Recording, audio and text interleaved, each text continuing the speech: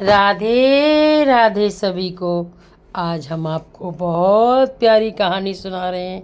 सुनकर आपको बड़ा ही आनंद आएगा। काशी में एक परिवार में एक ब्राह्मण नवयुवक रहता था। उसे पूजा पाठ और श्री भागवत जी पढ़ने का बहुत शौक़ था। सुबह से शाम तक भागवत जी पढ़ता रहता था। उसके माँ बाप थे नहीं। भैया भाभी ने सोचा ये निकम्मा है, पूरे दिन कुछ करता नहीं है, भागवत पढ़ता रहता है, चलो इसकी शादी करा देते थे। फिर इन्होंने एक सुंदर सी लड़की देखकर उसका विवाह करा दिया, लेकिन उसका मन पूरी तरह भागवत में लगा रहा। जब उसकी पत्नी आई, उसकी पत्नी ने देखा कि पति तो पूरे दिन भागवत ही पढ़ते रहते हैं, अब घर का खर्च कैसे चलेगा, भौतिक सुख सुविधाएँ कैसे प्राप्त होंगी। तो उसने अपने पति से तो कुछ नहीं बोला, लेकिन वो ब्राह्मणी ने सोचा अगर मैं ही कुछ करूं तब परिवार का पालन पोषण कर पाऊंगी। फिर इसलिए अपने अपने पति की आज्ञा लेकर ब्राह्मणी कुछ घरों में भोजन बनाने जाने लगी। फिर उनके परिवार बढ़ा, बच्चे हुए। पत्नी लेकिन पति का मन पूरी तरह भागवत में लगा था। वो भागवत जी रोज़ पढ़ता था। सुबह शाम ख़त्म हो जाती, फिर दोबारा पढ़ता। किसी को सुनाने के नहीं, खुद के लिए पढ़ता था। लेकिन पत्नी जो भी कमा कर लाती थी, मतलब काम करके जो खाना बनाती थी औरों के घर में, अपने बच्चों का भरण पोषण करती, अपने पति को खिलाती। ऐसा काफ़ी दिनों चलता रहा। एक दिन की बात है, कई साल बीत गए, तभी वहाँ पर काशी में साधु संतों की 10-12 संतों की टोली आई। उन्होंने कहा यहाँ पर कोई ऐसा धर्मात्मा घर मिलेगा जो हमें भोजन करा सके। तो सभी लोगों ने कहा कि हाँ, एक काशी में एक ब्राह्मण रहते हैं, बहुत धर्मात्मा परिवार है, उनके यहाँ 24 घंटे ही भागवत कथा का वाचन होता रहता है, ज़रूर उनके घर आपको भोजन मिल जाएगा। साधु संतों ने सोचा चलो ठीक है। सभी साधु संतों ने उनका पता पूछकर वहाँ पहुँचे। तो वहाँ पत्नी जब तक खाना बनाकर बच्चों को खिलाकर लेटी हुई थी, तभी उनके दरवाजे पे किसी ने दस्तक दी। पत्नी दरवाज़ा खोला तो साधु संत बोले कि देवी, ये उन ब्राह्मण जी का नाम लिया कि उनका घर है, हम बाहर से आए हैं, ऐसा करो हमें भोजन पवा दो। वो बोली ठीक है साधु जी। उसने बड़ी प्रसन्न हुई कि मेरे घर में आज साधु महाराज आए हैं। लेकिन उसने देखा कि उसके घर में बर्तन के पास देखने गई तो वहाँ कहीं भी अन्न नहीं था। ये सामान देखती, कभी इधर जाती, कभी उधर देखती, कभी सोचती कि क्या करूं क्या ना करूं। बार बार इधर से उधर घूम रही थी, बर्तनों में भोजन ढूंढ रही थी, लेकिन उसे नहीं मिला।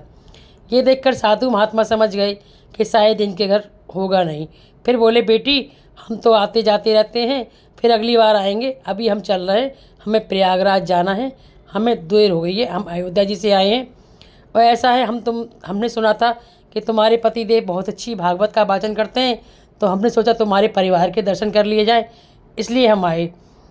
ऐसा कहकर साधु महाराज की महात्माओं की टोली वहाँ से वापस चली गई। अब ब्राह्मण की पत्नी को अपने मन में बहुत दुख हुआ। आज मेरे दरवाजे से साधु महाराज निराश लौट गए। आज मेरे पति अगर कुछ करते होते तो हमारे दरवाजे से साधु महात्मा ऐसे वापस नहीं लौटते। बहुत ही मन में बहुत दुखी हो रही थी। अब क्या करूं तो क्या करूं, ऐसा सोचकर जब उसके फिर भी उनके पति वहाँ पर बैठे भागवत पढ़ रहे थे, उन्हें कोई मतलब नहीं था। कोई भी मतलब नहीं था कि कोई आया कोई गया, कुछ नहीं। विनम्रता से हाथ जोड़े और साधु से विदा लेने के बाद पत्नी घर पर आई और ब्राह्मण देवता के पास आकर बोली, तुम्हारे इस भागवत जी पढ़ने का कोई फ़ायदा है? बताओ, आज हमारे दरवाजे से साधु महात्मा भूखे लौट गए। मैंने ज़िंदगी में कभी तुमसे कोई शिकायत नहीं की, लेकिन आज मुझे बहुत दुख लग रहा है जब मेरे दरवाजे से साधु महात्मा भूखे लौट गए हैं। अगर तुम्हारी भागवत जी में इतनी शक्ति होती तो आज हमारे दरवाजे से साधु महात्मा भूखे नहीं लौटते। अगर तुम्हें कुछ नहीं करना है तो ले जाओ अपनी पोथी पत्रा, जाओ यहाँ से, मैं अपने बच्चों को पाल लूँगी। ऐसा कर कर गुस्सा करने लगी और गुस्सा में उसने उनकी पोथी उनके हाथ में उठा के दूसरी रख दी। कहती जब तक ये, इससे फ़ायदा क्या है जब तुम कुछ कमाते होते नहीं, कुछ अन्न उर्जन होता नहीं है, कुछ होता नहीं, बच्चों का पालन पोषण नहीं। आज महात्मा जी लौट गए, मुझे बहुत ज़्यादा बुरा लग रहा है। अब पंडित जी सोचने लगे कि मैं करूं तो क्या करूं।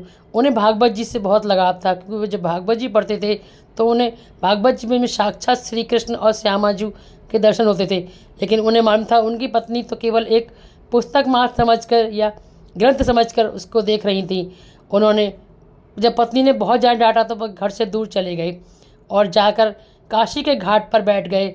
और घाट पर बैठने के बाद भागवत जी पढ़ने लगे और मन में विचार लगने लगे, हे भागवत, हे श्यामा, श्यामा जू, मैंने आपकी सच्चे मन से भागवत पढ़ी है, मुझे कुछ भी नहीं चाहिए, लेकिन आप दुनिया को दिखा दो कि आप इस दुनिया में हो और आप ही सब कुछ हो। सर्वश्रेष्ठ ग्रंथ हमारा भागवत है, इसके पढ़ने से मात्र से, इसके सोचने मात्र से साक्षात श्यामा श्यामजू के दर्शन होते हैं। ऐसा मन ने विचार कर ब्राह्मण बोले, आप ही कुछ ऐसा चमत्कार कर दो जिससे मेरे परिवार का मन भी भागवत के प्रति हो जाए। ऐसा करके ब्राह्मण देवता काशी के घाट पर बैठकर विचार कर रहे थे। तभी क्या हुआ, थोड़ी देर में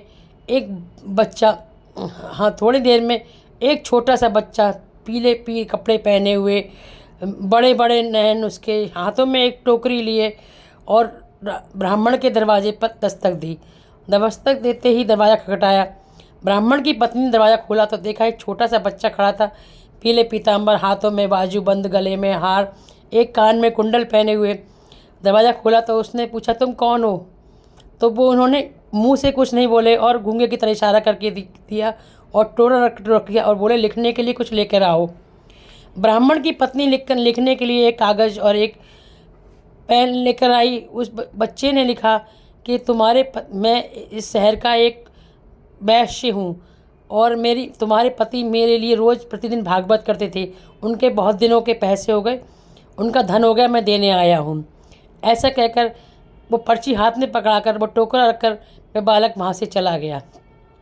जब वो बालक चला गया तो उसके बाद में ब्राह्मण की पत्नी ने वो पत्र पढ़ा तो उसमें लिखा था, मैं गूंगा हूँ। जब पत्र पढ़ा तो वो बच्चा चला गया। पत्र पढ़ा तो जब उसने टोकरी खोल कर देखी तो उसमें हीरे जवाहरात थे। मैं भागती भागती अपने बेटे से कहा, बेटा जा देख के आओ तुम्हारे बापू कहाँ हैं, अपने पिताजी को ढूंढ के लाओ। जब बेटा ढूंढने गया तो कहा, पिताजी चलो, आपको माँ बुला रही हैं। ब्राह्मण देवता बोले, लगता पत्नी का गुस्सा शांत हो गया, इसलिए मुझे बुला रही हैं। ब्राह्मण देवता अपने घर के पास जाने लगे तो देखा घर में पहले से अधिक सजावट, घर बहुत सुंदर लग रहा था और बच्चे नवीन वस्त्र पहने, पत्नी नई साड़ी पहने। ब्राह्मण देवता ने बोले, आज तो लगता कोई चमत्कार हो गया। ऐसा क्या हो गया? चलो, मैं घर से बाहर चला गया तो मेरी पत्नी का गुस्सा दूर हो गया। जब घर में घुसे तो पत्नी उनकी आरती करने लगी तो ब्राह्मण देवता बोले, अरे प्रिय, आज आप आरती, ऐसा कैसे? तो बोली, अरे आपको पता नहीं है, आप बड़े छुपे रुस्तम हो। इतने दिनों से आप एक वैश्य, मतलब एक धनी सेठ के लिए भागवत कर रहे थे, आपने मुझे एक बार बताया नहीं, इतने सालों से कर रहे थे। आज आपका वो कर्ज पैसे देने आए थे, देखो कितना दिया, टोकरा भर के। तो ये देखकर ब्राह्मण देवता को विश्वास नहीं हुआ। वो बोले, मैं तो कभी किसी के लिए भागवत पढ़ता नहीं हूँ, मैं तो खुद के लिए पढ़ता हूँ। उन्होंने कहा, उनकी पत्नी ने कहा, नहीं नहीं, देखो आए थे, टोकरा में रख के दे गए। जब उन्होंने देखा तो उन्होंने पूछा, वो कैसे थे? तो बोली, वो बोल नहीं रहे थे, वो गूंगे थे, लेकिन वो श्याम सलोने थे, उनके लंबे लंबे नैन थे, पीली पीताम्बरी पहने हुए थे, कानों में कुंडल पहने हुए थे। तब फिर उन ब्राह्मण देवता ने एक भजन गाया भागवत में से निकाल के। बोले, इस प्रकार के थे? कि हाँ, इसी प्रकार के थे। बोली, अरे तुम समझे नहीं। अपनी पत्नी के पैर पकड़ लिए ब्राह्मण देवता ने। बोले, मैं तो भागवत पढ़ता रहा और तुम्हें साक्षात श्री कृष्ण भगवान दर्शन देने आए थे, तुम्हें साक्षात श्री कृष्ण भगवान के दर्शन हुए हैं। ऐसा कहकर तुम तो धन्य हो।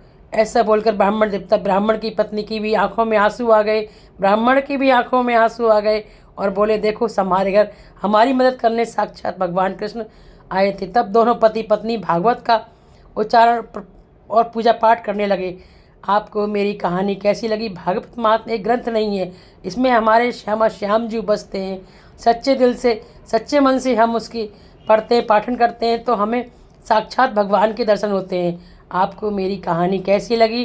अगर पसंद आई हो तो प्लीज़ मेरे चैनल को सब्सक्राइब कीजिए, लाइक कीजिए, शेयर कीजिए, ज़्यादा से ज़्यादा शेयर कीजिए, जिससे ऐसे बढ़िया बढ़िया कहानी मैं लाती रहूँ। आप राधे राधे।